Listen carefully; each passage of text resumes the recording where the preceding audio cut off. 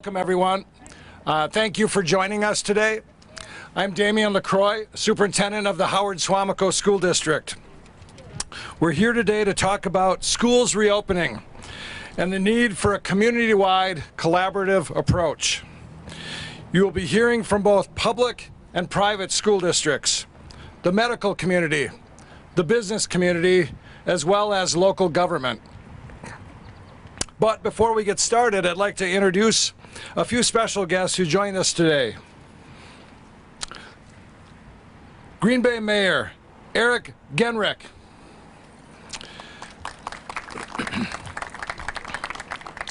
De Pere Mayor James Boyd, Village of Ashwaubenon President Mary Kardosky, Greater Green Bay Chamber President Lori Radke, Ashwaubenon Superintendent Kurt Weyers, De Pere Superintendent Ben Villarule, Denmark Administrator Luke Gorel, Notre Dame Academy President Tom Kiley, Pulaski Schools Superintendent Allison Space, Pulaski Schools Director Jenny Graciolini, Seymour Schools Superintendent Lori Asher, Sybil Hop Administrator Kim Paulo, West De Pere Superintendent Dennis Krieger, and Wrightstown Superintendent Carla Buboltz. Thank you for joining us. As I mentioned, today we're here to talk about the need for a community-wide effort to make sure whatever school reopenings look like, that they're done safely for our students, our staff, our teachers, our parents, as well as our community.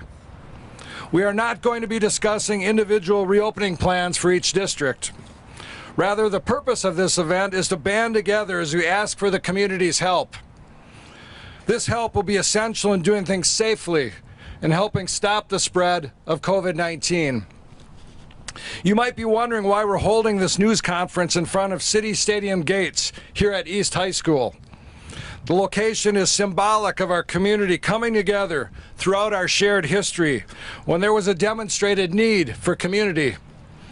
Whether it was the Packers, our schools, a water system, or other large public project, this community banded together and made it happen. Now it's another time in our history when we need people to come together to ensure the health and safety of one another, to ensure the health and safety of our students, teachers, staff, and parents. We know everyone wants to get back to what normal used to look like, right? We all want to see our students back in our classrooms each and every day. But this year, because of the pandemic, it's just not possible to go back to the way things used to be. At least, not right now. But that doesn't mean we can't get back to some of the things we value most in life. And that includes education. That is why many of us in education, the medical and business communities, have been meeting over the past few months. With more information about that effort, I'd like to introduce the new superintendent of the Green Bay Area Public Schools and my good friend, Mr. Stephen Murley.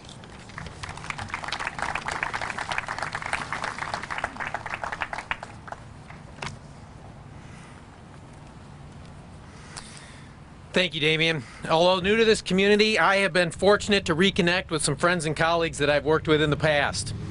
One thing I immediately experienced upon my arrival here in this community was the rallying that took place together to discuss what needs to happen for schools to reopen this fall. School superintendents and leaders from throughout Brown County, along with representatives from each of our medical systems, along with a number of business and community leaders, have been participating in weekly calls to discuss what getting back to school should look like. While it's up to each district or school to decide what is best for their students, their parents, their teachers, and their staff, there were common threads that worked throughout these discussions. There was an understanding that the school's decisions weren't really standalone decisions. Whatever each district decides for their return to school, be it virtual or in person, that decision impacts a wider community of people and an impact truly felt community-wide. We needed the input and expertise from our hospital systems about keeping everyone safe. We needed the knowledge of public health professionals regarding the current state of the pandemic. And we needed insights from local businesses as to how our plans would impact them and their employees. We've had some great discussions that have helped guide us in our work. While we may have different reopening plans, there are commonalities, particularly when it comes to what we all need from the community. To talk about that, I'd like to invite Green Bay Area Catholic Education President Kim Desitil to the podium.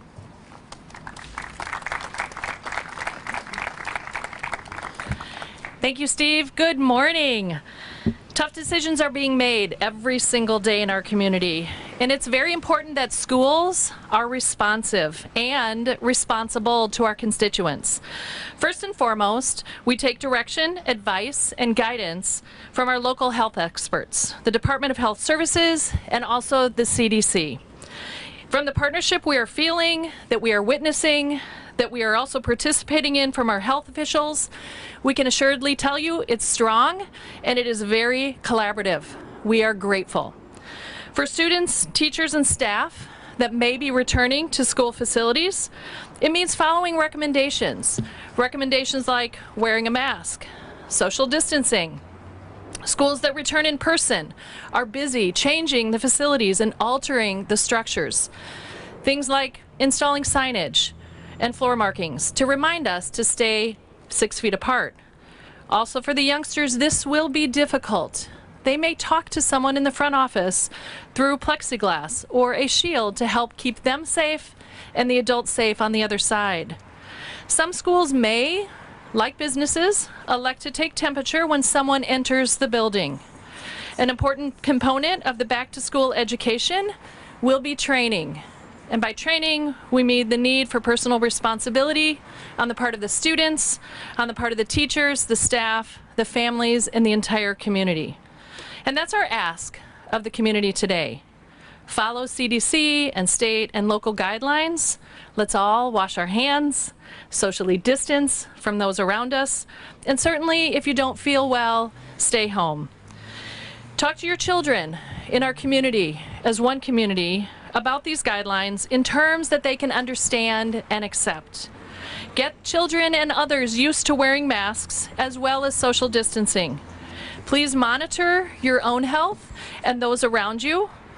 Keep a child home when they don't feel well and when they may exhibit some symptoms that are linked to COVID-19. Now is the time. We're asking everyone to become more involved than ever in what is happening with our children and the education systems in our region. As the school year progresses, all of us will continue talking to our local health experts and collaborating together. Again, the insights gained as a team holding hands have been incredibly invaluable. With that, I'd like to go ahead and turn things over to the President and CEO of Prevea, Dr. Rye.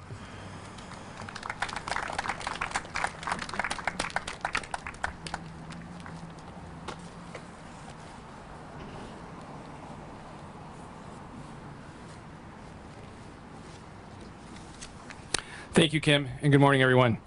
Speaking on behalf of all health systems in Brown County, I can say we were tremendously appreciative of being asked to be part of the weekly superintendent calls. That ask was a signal that they get it. While they want education to get back to normal, we are living in a time that's anything but normal. We addressed several important topics during those weekly calls. First, there needed to be an understanding that every district is different, that each needed their own plan based on their available resources. This cannot be a one-size-fits-all approach. We also discussed the importance of educating parents and children about taking precautions outside of school and knowing when it's best to keep a child home if they or someone at home are feeling ill. Testing for COVID-19 is critical in curbing the spread of the virus in our communities, so we also took time to educate the districts about the testing resources available in our community. Best practices in cleanliness and sanitization were also discussed, And we stress to the school districts, just as we stress to all members of our community, there are only a few things we can do right now to mitigate the spread of this disease. This includes physical distancing, making sure everyone wears a mask when indoors and when a distance of 6 feet from others cannot be maintained, and making sure that when someone is experiencing symptoms of COVID-19 that they are tested, so if they are positive, we can work quickly to stop the spread. We applaud the districts for following CDC guidelines and recommendations and making those guidelines a priority. Now we need the public to do the same. It is absolutely essential if schools are to get back to the business of educating our children. What we do today impacts what will or won't happen when school resumes, so now is the time to act. What you're hearing about today is just another example of how our schools and our medical community collaborate. It actually happens on a daily basis, not just because of the pandemic, but because of the health systems are already integrated within our schools. And at a time like this, it's invaluable. With more about the health systems and school collaboration is Bellin Health President and CEO, Chris Waleski.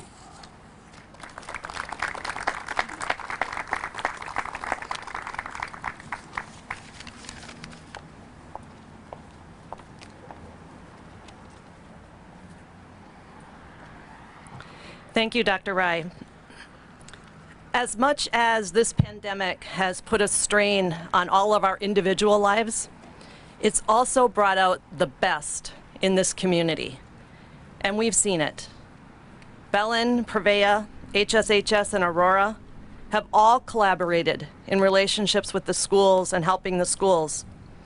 At Bellin, we've completed over 25 boots on the ground, in-person reopening for the school assessments. And they've been very focused on the risk-benefit analysis that we all need to think about every day in our daily lives as we think about what we do and what we don't do. I think we all can agree there are many benefits to the kids getting back to school, and it's something that we all want. But we need to mitigate the risks. And that's going to take a concerted effort by all of the constituents, as you've heard about today. Those constituents are the schools and all of the things that they're doing with their facilities, with how they staff, with how they teach. The teachers are constituents. They need to be willing and able to come to school. They need to be able to stay home when they're sick. Parents have a huge role in this, in teaching the kids what it's going to be like, teaching them to mask and to follow that 6 feet of distancing. The community and continuing the work of flattening the curve is going to be critical so that healthcare can continue to be available to the community and meet the needs of the entire population's health and well-being concerns. And employers. Employers are going to have to be flexible and support the work of bringing the kids back to school. And with that, I'd like to welcome my friend and the CEO of Camera Corner Connecting Point, Rick Chernick, to talk about the role of employers. Rick.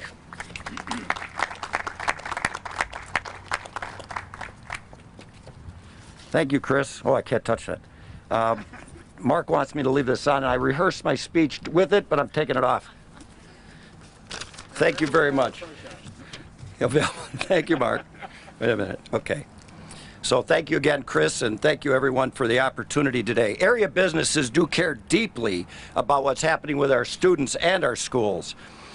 And if you haven't done so already, I'm urging all Brown County businesses to start thinking about ways we can help our workforce through all kinds of ways, whether it's going to take creative thinking, which we have to do every day, supporting them when possible, even being flexible in part by their hours. Many businesses and their employees have children at school, at home now, and this creates a problem. I believe many parents are now discovering that they are not as skilled, nor do they have the tools, nor do they have the patience to teach their children full-time and continue to raise them as well as possibly have a job.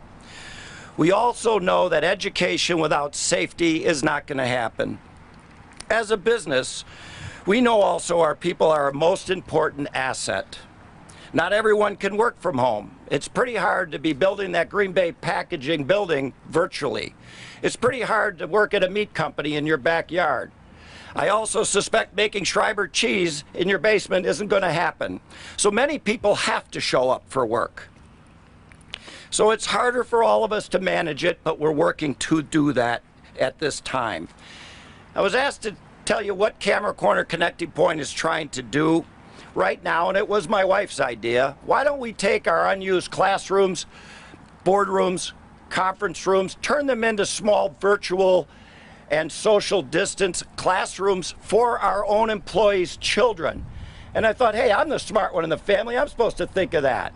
Well, she thought of it, and it's a great idea, and we're going to put it into place. We're going to try to contract with local teachers so they can virtually help us and give us general education for our own employees who need some help so they can do their job and yet take care of their children.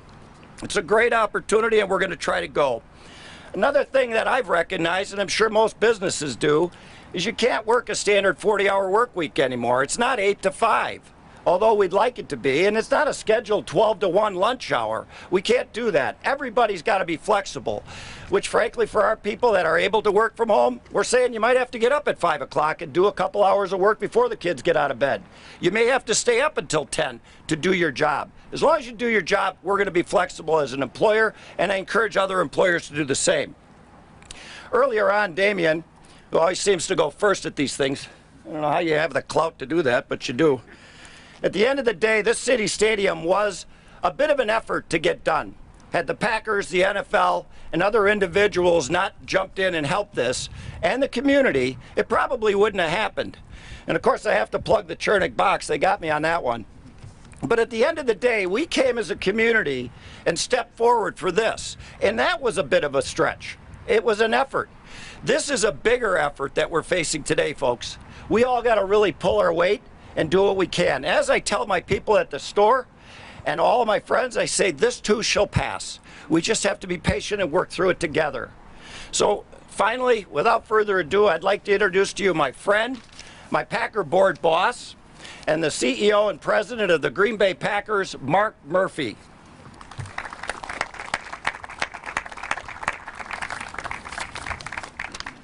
Thank you, Rico, and I want to thank you and Camera Corner for your leadership in the community.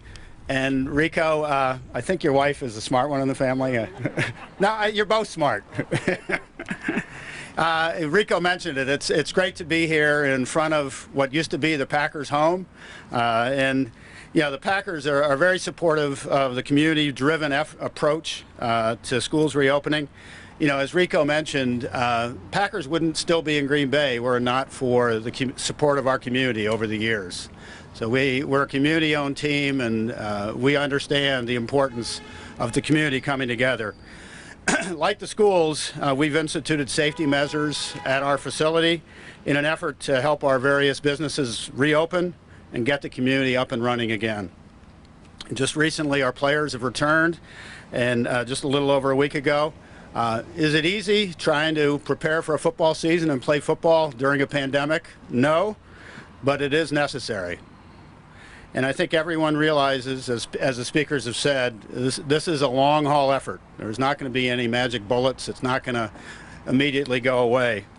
But I am very confident as a community that we can get through this together. You've probably noticed our team, our players, our head coach, Matt LaFleur, have done PSAs, really with an effort to try to educate the community and to rally behind the CDC recommendations, ranging from wearing masks to socially distancing to staying at home if you're sick. Speaking of masks, wanted to make an announcement that this season, if we're able to have fans in the stadium, we're going to be partnering with Bell & Health. And we'll provide masks to every fan that's able to come to the game. So, want to give special credit to Chris Waleski and Bell & Health. They have been a huge help to us during this pandemic as we work through all the different issues that we've had to keep our employees, fans, employee coaches, players, keep everybody as safe as possible. You know, and like the medical facilities and other local businesses, as Rico mentioned, we know the importance of school and of education. These students really represent our future, and it's vital that we keep the educational system up and running, whatever that might look like this fall. Our children and our families depend on it. As a community member, I know that each one of us is willing and can do our part to keep us safe through this pandemic. Now I'd like to introduce County Executive, Brown County Executive Troy Streckenbach. Before I do, I want to give special mention and thank him for his leadership. My office, not only getting us through the pandemic, but as Rico mentioned, work continues. And one of the big projects that Troy has spearheaded is the Expo Hall.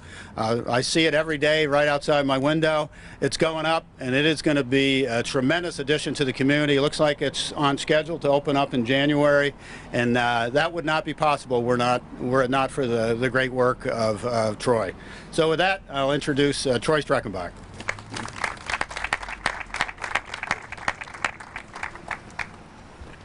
Thank you, Mark. Yeah, we hope that that project is completed on time and on budget, and hopefully filled with conventions and trade shows that will obviously help our economy continue to be on track the way it is. It's been an amazing economy, actually, when you think about it.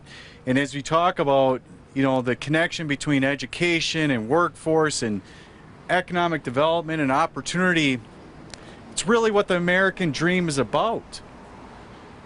And that American dream that makes this country such a great country is on the fact that this country allows us to have this opportunity where we have the ability to assemble, we have the ability for free speech, we have the ability to have an education, and more importantly, we have that ability to have American dreams where we can start a business, have a family, and do it in a context that allows us to be humans.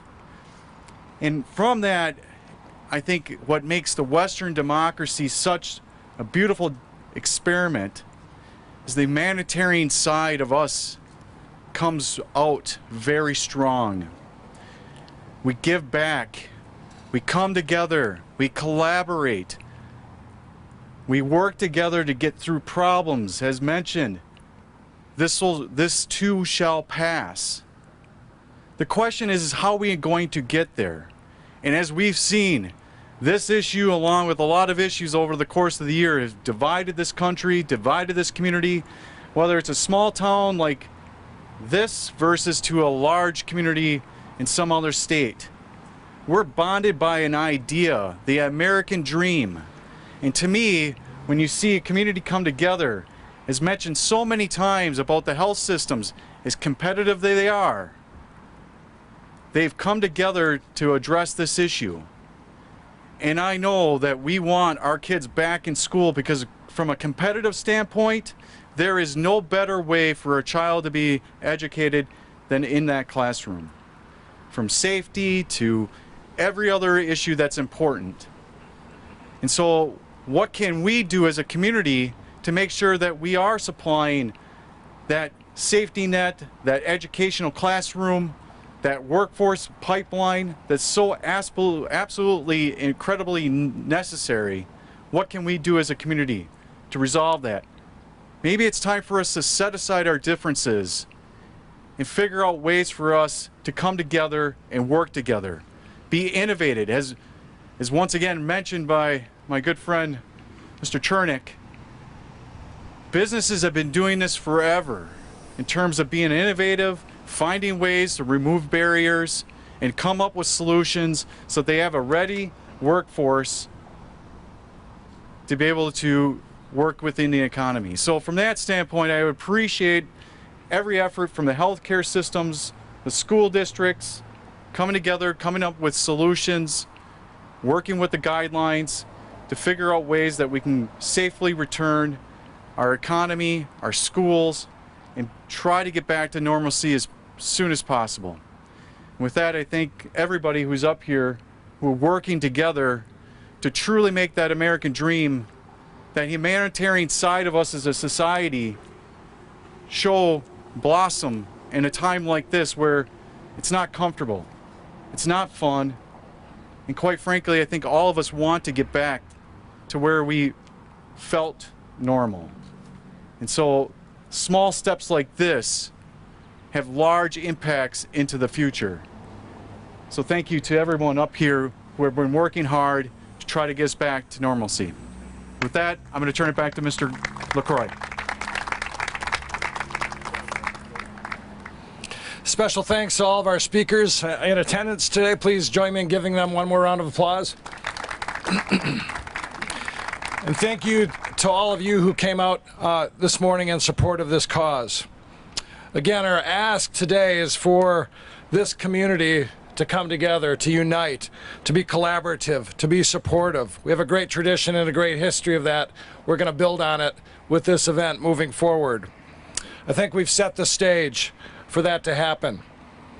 And for those of you with questions about specific reopening plans, we ask that you would hold on to those and ask individual superintendents after the news conference. And with that, we'll take your questions at this time. If you can please direct your question to a specific speaker, they will come to the podium to answer. Thank you.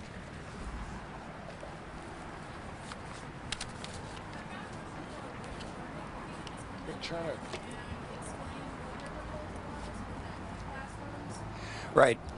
Well, what we're trying to do is we have a fairly large classroom at the downtown store. We have other very nice sized conference rooms. They're equipped. They all have large screens or large televisions. They're ready to go. We have some employees that are at work now in the store, but they have issues with teaching their children. So we thought, my wife thought, we'd bring them to the office, separate them socially distanced, and provide them with lunch, and hire one of the instructors from our great community to come online and help teach the different age group kids. We're working on that right now. We want to make that happen, and I know our employees are going to enjoy that a lot. Did that answer it? Okay, thank you.